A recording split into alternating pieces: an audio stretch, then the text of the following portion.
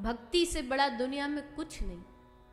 मन में आता कि अब तो प्रभु यहाँ से खाली हाथ नहीं लौटाना, हम आपको अपना, ये कथा जब आप सुनते हैं ना तो श्री ठाकुर जी कहते तुम यहाँ कथा सुनते हो, मैं बैठे बैठे तुम्हारी व्यथा सुनता हूँ। क्या है तुम्हारी व्यथा, सुनाओ। और तब भक्त कहता हे प्रभु चले आओ चले आओ। हे प्रभु मैं अपनी दिल की बात सुनाऊं किसको, समझता कौन है। मैं जानता हूँ, मैं जानती हूँ कि समझने वाले केवल आप हैं, इसलिए जो दिल की बात दिल में है वो तुमको ही सुनानी है, तुमको भी सुनानी है, नहीं तुमको ही सुनानी है। किसी और को सुना करके कोई लाभ नहीं होने वाला, इसलिए आपको ही सुनाएंगे।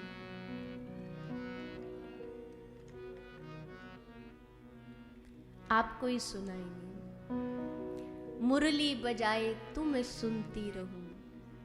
भगवान बैठे सामने, हम सामने बैठे, कभी वो सुनाए कभी हम सुनाए, कभी हम अपनी आप बीती सुनाए कभी वो अपनी सुनाए। यही सत्संग है।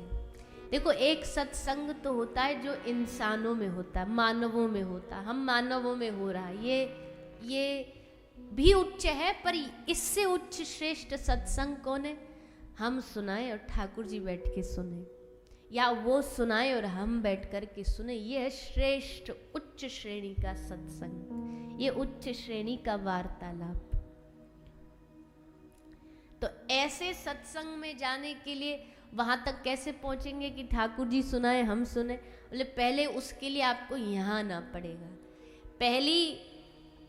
पहली प्रार्थना, पहली मीटिंग जो भी होगी ना, शुरुआत ही यहीं से होगी। यहाँ से फिर चलते चलते आगे बढ़ते बढ़ते बढ़ते फिर ठाकुर जी हमारी क्लास बढ़ाएंगे, हमारी धीरे धीरे क्लास बढ़ेगी। वैसे सत्संग का कोई नहीं होता, पर अगर देखा जाए ना तो सत्संगियों की क्लास होती है।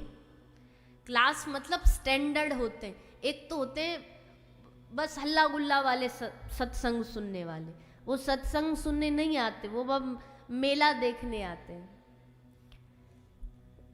कभी कभी कथाएं होती है हमारी बिहार झारखंड तरफ, तो वहाँ क्या होता है, कथा भी होती है, हवन भी होता है, फिर मेला भी लगता है, आइसक्रीम की, चॉकलेट की, सबकी स्टॉल लगती है। तो आधी जनता कथा में बैठी होती है, आधी वहाँ चाट पकौड़ी खा रही होती है। बैठे हैं तो पीछे वाले तो हल्ला ही मचा रहे हैं, कोई उनको आनंद नहीं है श्रवण करने में। तो ये निम्न श्रेणी के श्रोता होते हैं। जैसे ब्रज में महात्मा महापुरुष अपनी वाणी में सुनाते हैं, श्रोता की 3 कैटेगरी होती है, श्रोता, सरोता और, हाँ बड़े आप तो सब पहले से ही जानकार हो, फिर काहे को कथा सुनने आए हो? हमें ही सुना दो, हम बैठ जाते, नीचे आप आ जाओ।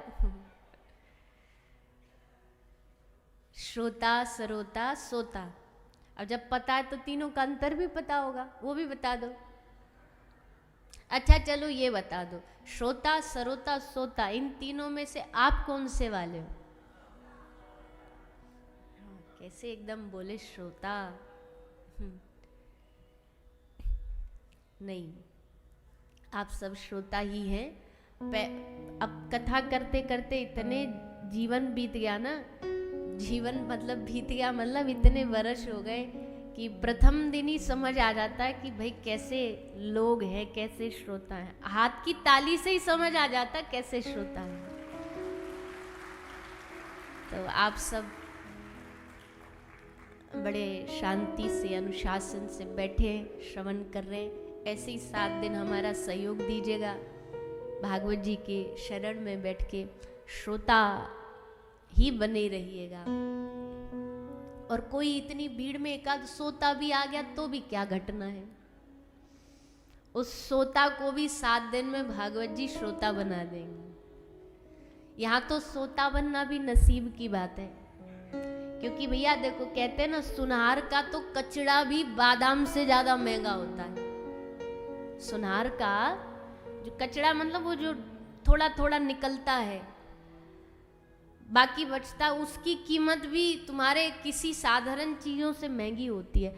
तो यहाँ तो कोई अवगुण भी आ गया ना, वो अवगुण भी कई हजारों के तो गुण से भी बेहतर है। यहाँ तो सोना भी कईयों के अवगुणों से भी बेहतर है। क्यों? यहाँ सोने में क्या महानता है? बोले यहाँ सोने में एक महानता है कि यहाँ अगर सो गए तो थोड़ी देर ही सो पाओगे, फिर कोई ना कोई भजन, कोई पद, कोई तुलसी बाबा की चौपाई, कोई सुखदेव जी का श्लोक, कोई व्यास जी की वाणी ऐसी निकलेगी भागवत से कि सोते हुए को जगा देगी, सोते हुए की आंख खुला देगी।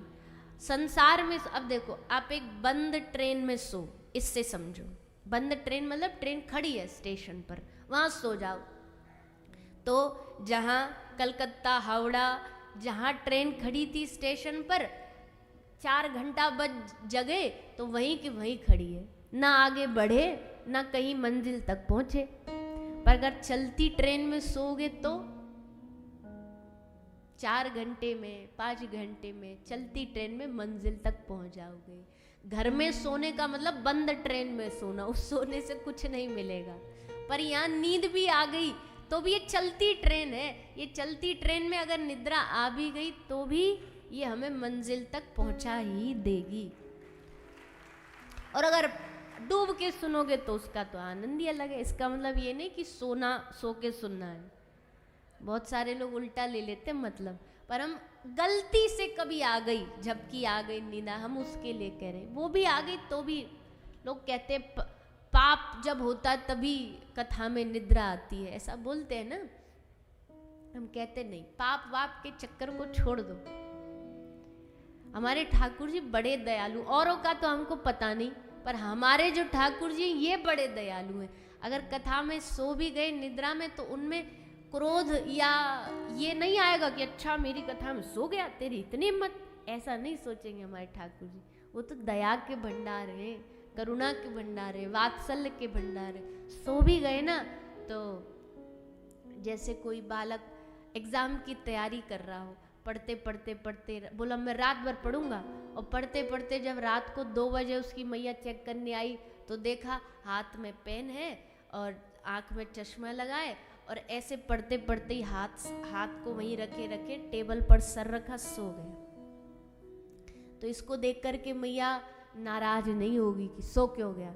वो क्या करेगी, अरे बेचारा इतना पढ़ता है, थक गया होगा, कितना काम करता है, लो एक कंबल लेगी और उसके सर पर उड़ा देगी, और उसमें वात्सल्य आएगा कि भैया कितना दिन भर से पढ़ रहा था, पूरे रात भर से पढ़ रहा है, उसको और कहेगी कि तू आराम कर ले। वैसे यहाँ गलती से झपकी आ भी गई तो ठाकुर जी नाराज नहीं, सोता देखेंगे तो कहेंगे आहा बेचारा देखो, एक तरफ पूरे दिन भर काम करता है, दुकान चलाता, फिर 3 बजे मेरी कथा में आके बैठ जाता है, कितना प्रेम है इसको मुझसे। भगवान इसी बात पे रीझ जाएंगे। न जाने कौन से गुण पर दया निधि रीझ जाते हैं, उनका कोई भरोसा नहीं है। दुर्गुणों पर भी रीझ जाते, क्या पता किसी दुर्गुण पे रीझ जाए। तो ऐसे श्री ठाकुर जी और उनकी कथा हम सबके जीवन में आज इस कलकत्ता की धरती पर आई है। आज प्रथम दिन है, आज पहला दिन है, तो हम सभी प्रथम दिन की कथा की परंपरा अनुसार भागवत जी के महात्म्य की ओर बढ़ेंगे और सत्संग की महिमा। बोले भैया इस सत्संग की तो महिमा अनंत है, कैसी है भगवान की कथा? गोस्वामी जी लिखते हैं रामचरितमानस में,